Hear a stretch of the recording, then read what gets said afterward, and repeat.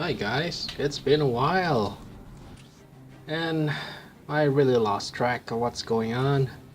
But suddenly we have a semi-final here in our Codex tournament. It's Jaedar Stark Eldar against Herostratus Imperial Guard in Meeting of Minds. Herostratus getting past qualifications at second place in the Virgin Division, while Jaedar takes first place.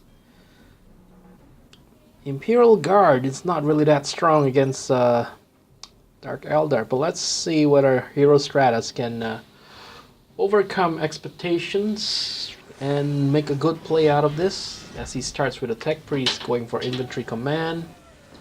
Goes for 2 Guardsmen instead of another Tech Priest. Could be a mistake. Then let's see whether Dark Eldar goes for Dark Foundry build. Obviously he does. Dark Foundry, Plasma Generator, 2 Mandrakes.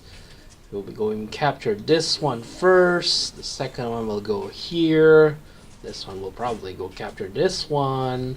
And this one will go down here. And this one will go here.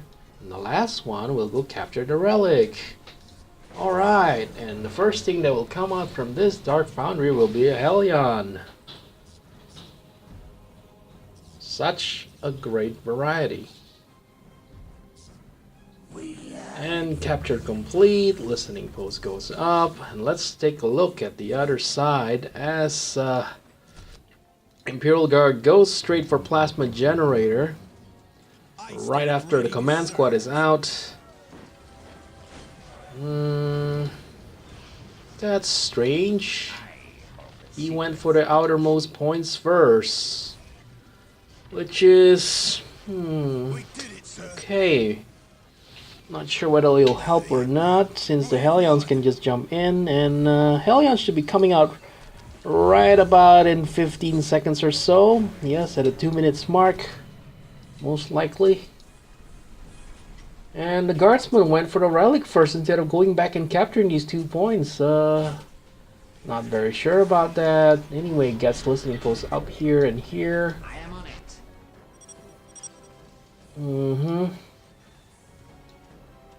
Command squad is moving out of the base. Not a good decision if you ask me. Hellions already arrive, and he finally notices it, turns back. Command squad to deal with the harassment, but he's really out of position and can't really contribute. And the capture of the relic is cancelled immediately. But one positive thing about this, Hellions did not get to decapture any points, so yes, it was the right decision to go for the outermost first, because Hellions will have to waste another jump just to get deep right inside the decapture, and I'm pretty sure they're not willing to risk that. However, Mandrakes are free, and they can probably pressure a bit, forcing the Tech Priest to garrison itself inside a listening post. And this Guardsman will never get any peace in capturing this relic. Hellions did not inflict a lot of damage, but they did not sustain much damage at all as well, and they decide to assist this Mandrake, which has almost lost its squad, and there's 2 Hellion squad right now. Let's take a look at Dark Foundry here. No more productions coming up, and Homunculus Laboratory is already at 25%. We can expect Reaver jet bikes coming soon, and that will be the start of the problem. But right here, 2 Hellions being used to take care of this listening post, and there's no Tech Priest at all inside. A big mistake if you ask me. And this Mandrake squad is retreating and should survive this. Command squad did not get a 3rd member, not sure why. 1 Mandrake survived this. And Hellions is doing a good job of wrecking this listening post. No Tech Priest tunnels in to repair. Quite a strange decision from Herostratus. Instead he goes to finish his power generator. Probably needs a power generator now to get some turrets as well. And destroy the listening post and decapture is going to cost him a lot of economy. Right now he's floating so much. He has 500 requisition unspent. This is a big mistake if you ask me. Should really go hardcore on the Imperial Guard right now. Maximize the spending and get another Tech Priest perhaps and plant more generators, because you need tier 2. Okay. First Hellion squad has sustained no damage while the other one is critically wounded. However, a Reaver jet bike has arrived. And this will prove to be a problem because without tier 2 they cannot shut down the bikes. And guardsmen are really bad at dealing with this. No tactical command yet to improve their morale gauge, and they will break very quickly. If you ask me, the Imperial guardsmen are being too aggressive. They had a good thing going here. A lot of listening posts has gone up and a lot of income coming in, but they did not fortify their position, and finally they get one listening post upgraded. Focusing fire on the right unit here. One Reaver jetbike will be forced to retreat. However, this listening post is about to be lost. And this listening post did not get upgraded as well. Should really spend all the cash on these 3 listening posts upgrade. I mean 4 listening posts upgrade, and that will ensure their survival to tier 2. Right now they have a lot of resource, but he does not hit the tier 2 button at all, which he should have done immediately. And please garrison now. There's no sense in fighting them in open ground. And it looks like Hellions will have to focus better here. Dark Eldar has lost 1 Reaver jet bike and to garrison fire. Command squad will get wiped. Yes, did not retreat into the garrison in time. And that should be it. And made a mistake. Did not lose any Reaver jet bike. But you can see how low the Reaver jet bike hit points were. A little bit of focus fire might be able to do the trick, but these guardsmen, they're painfully vulnerable. Very low morale, no tactical command to improve their morale, and no tier 2 coming up. This is probably the end of the Imperial Guardsman resistance as expected, so let's move on to the next game. What is this? I have no idea what's this politicking. Anyway, let's move on to game 2 after a lackluster first game. Imperial Guardsman player Herostratus will now take his Eldar against Jaedar's Necron in this Shrine of Excellion map. This is a pretty strange choice. This is not really Eldar's strongest map. It could be Necron's weakest map, but definitely not really sure whether this Eldar is a good map to play in. They're pretty limited in terms of options here. They can't really go Banshee. They have to go Dark Reaper, but a good turret placement can stop them. Dark Reaper pretty much, unless they move down here and snipe off a few worker drones. Jaedar hasn't started a Gauss turret yet, but already planning to do so with 5 Scarab starts and the Necron Warrior. Meanwhile, we have standard aspect portal, but no power generator, and goes for Farseer. Why? Why would you get a Farseer against a Necron?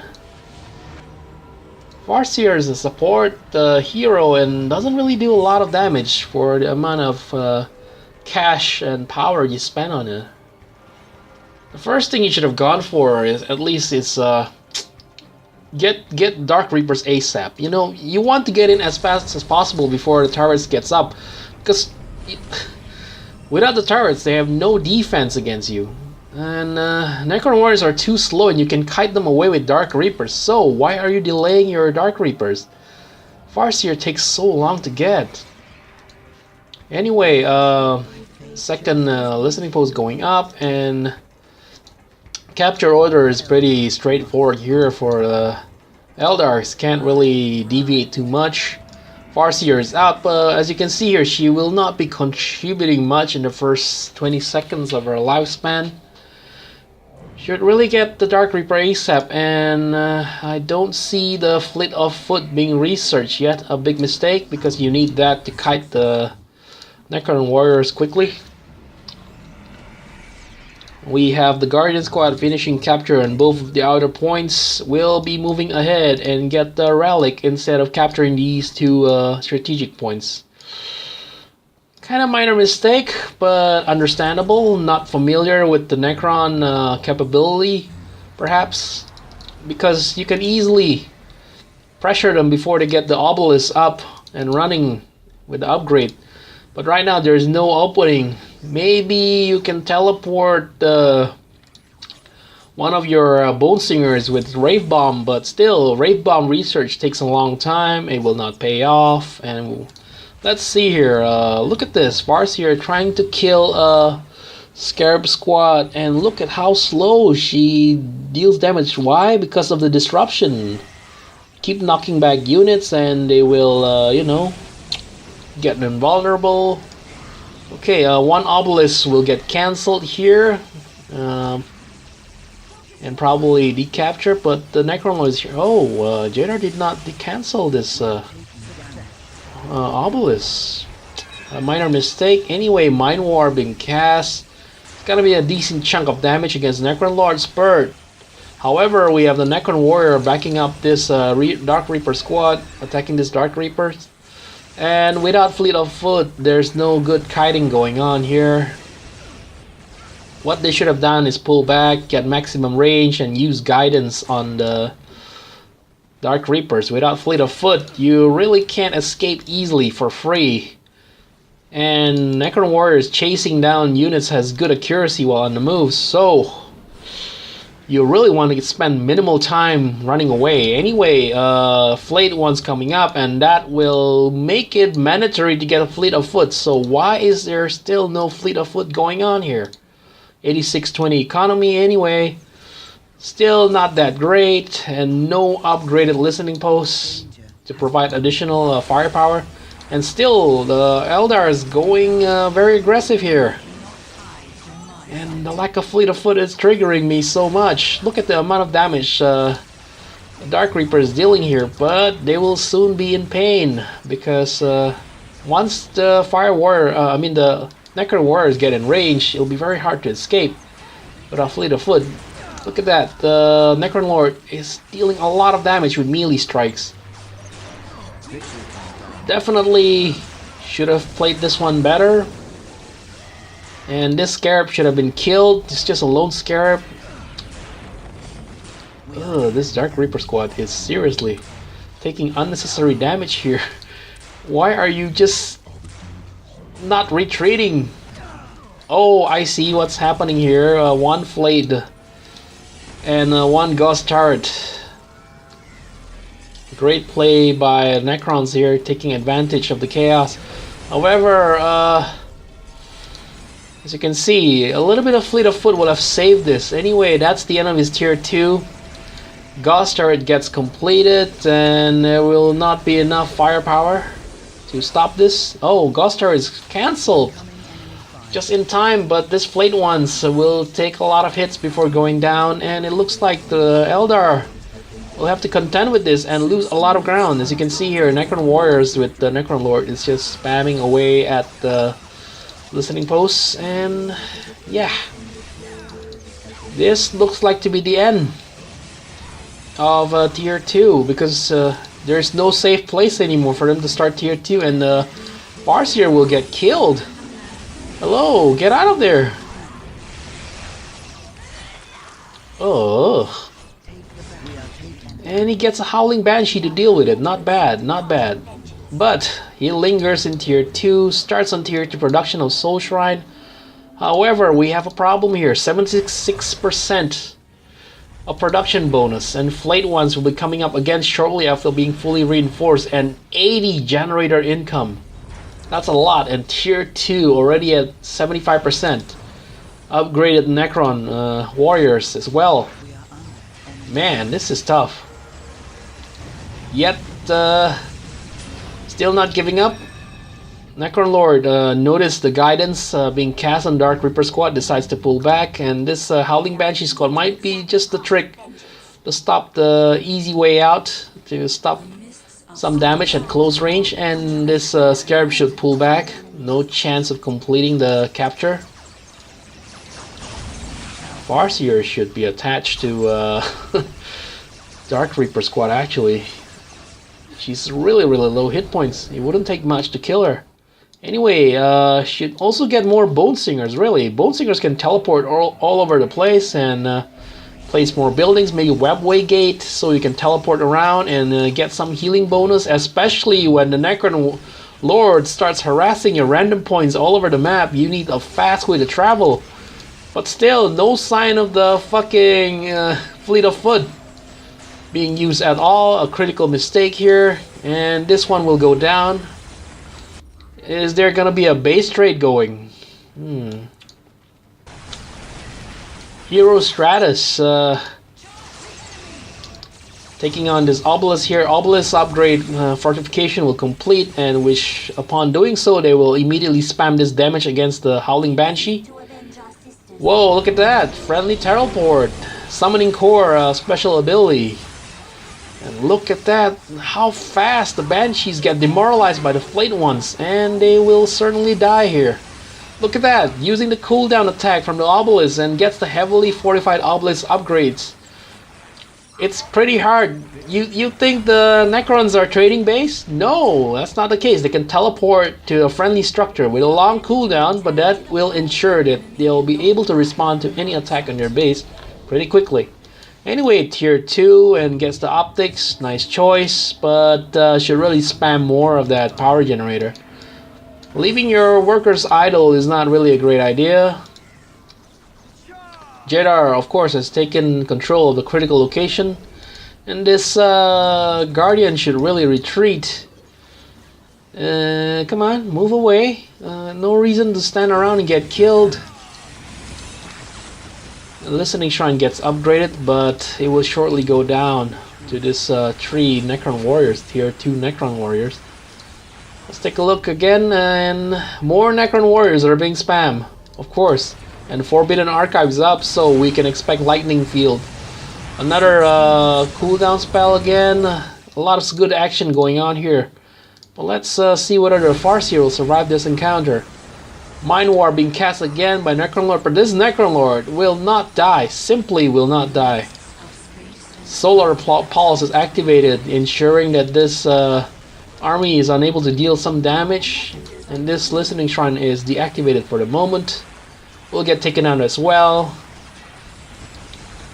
But this 2 full squad of Dark Reaper should be able to deal with this. Oh, Farseer is too isolated at the moment. Reinforced armor for Eldar has been researched, but Howling Banshee squad a little bit isolated here. But this LP2 is providing some nice cover. Necron will teleport back, obviously. No reason to lose all his army right here. Necron Lord activates phase shift to retreat for free, but Necron Warrior seems to have cooldown on their teleports, so will walk back as they take a lot of damage. And nice work by the Guardian squad to decapture the central point and cancel the countdown. And it looks like they've succeeded in destroying this fleeing Necron Warriors. However, we have a Flayed one engaging from the left. Quite a curious situation here. The Dark Reaper seems to have bypassed this Flayed ones completely, which they shouldn't be doing. While this Banshee squad is going solo against a squad of Necron Warriors and the dreaded Necron Lord, which is not really wise, and this Destroyer will make short work of the Dark Reapers for sure. Look at the amount of damage they're just hitting them for. They don't have any anti-vehicles, so this will prove very deadly. Anyway, Fleet of Foot finally research. Good lord, after 10 minutes. And this Flayed one is still destroying this listening post for free. Come on. And there it is. As you can see, not much damage being done. And this Wraith Lord coming out at the 11th minute. Will it prove to be effective? Don't think so. Wraith Lord against Destroyer can be easily kited away. And this Flayed one just took down this upgraded listening post for free. Didn't like that. Strange choice. Anyway, Necrons will fall back for now. But this Flayed one is still killing stuff for free in the base. Come on, do something. Fall back for now. Get some webway gate. Jesus, doesn't he know how to get population increase? Oh, he has no resource left, and he gets a Farseer again. Jeez. One generator is about to go down, and Flayed One teleports before they get wiped. Wise move. No reason to lose the entire squad. Anyway, Eldar will have to rebuild their economy right now. It's pretty dire. And their population cap is maxed out. However, they do not recapture their points. Should really get back those points, because upon completion of listening posts, you get 50 resource back and additional resource rate, which you should be aiming for. One Scarab squad goes down, and looks like another offensive by the Necrons. Let's take a look at the Necron base. Anyway, 112 economy, that's pretty good. And still more Necron warriors to replace the losses, and greater summoning core already up. Whoa, that's some serious damage coming up soon.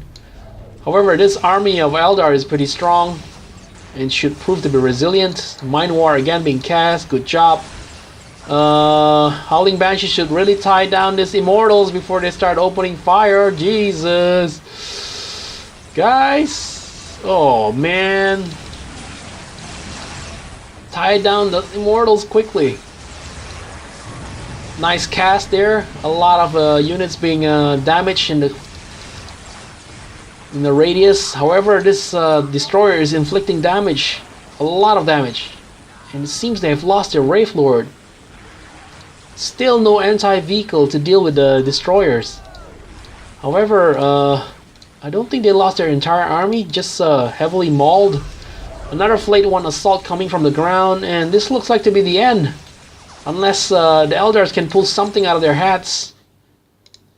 Maybe some webway support will have been great, you know, quadruple healing bonus. Some more vehicle cap. It seems the Eldar player Herostratus has forgotten how to increase their vehicle cap. Another Wraith Lord will respond, but Herostratus said enough is enough and resign. And that's it. Shrine of Excellion game is over. 2-0 goes to Jaedar, and he will go to the final while waiting for either Deso or Reject 666 to prevail against each other in the final. Hope you guys enjoyed. It's been a long time since I've commentated. I feel very rusty, but this match, not really that much in terms of excitement. The first game went by pretty quickly with Dark Eldar going through the standard phase of build-up, while Imperial Guard never really stood a chance without Tier 2 button being hit. Anyway, this Shrine of Excellion game is Eldar showing a little bit of rustiness, perhaps not researching the Fleet of Foot earlier and going for Farseer first.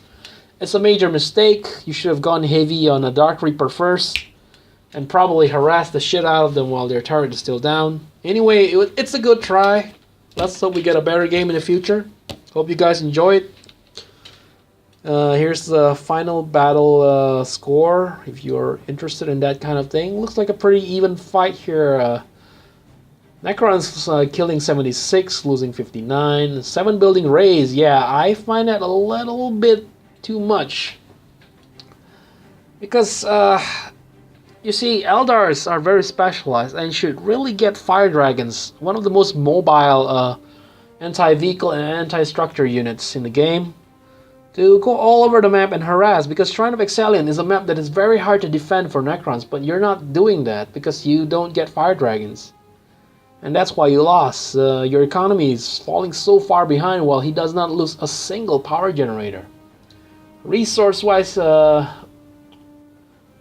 explain anything at all, because you can see here, Herostratus has a lot of requisition gain and but very little power spent, meaning he doesn't really get a lot of generators going, which is why his low-tech unit is struggling against a higher-tier army of Necrons. Technology-wise as well, he's so far behind in research count, with Jaedar having access to 6.